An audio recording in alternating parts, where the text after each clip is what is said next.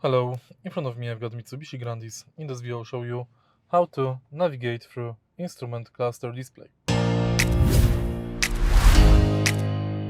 To navigate through instrument cluster, we are going to use panel on the right side of the steering wheel. Press 3 pages button to change menu on the instrument cluster. Use arrows top bottom to navigate through current menu. What can we find here? Firstly, we can find standard menu,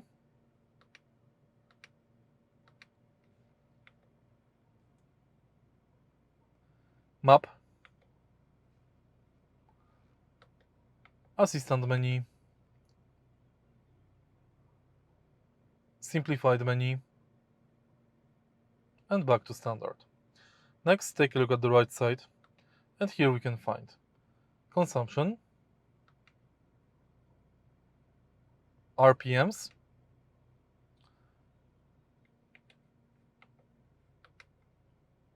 radio menu, echo monitor, odometer and current trip info, and back to consumption. The range is located right here. Here we can find transmission mode and assistance menu. And that's basically it. If you found this video helpful, please leave like, comment and subscribe.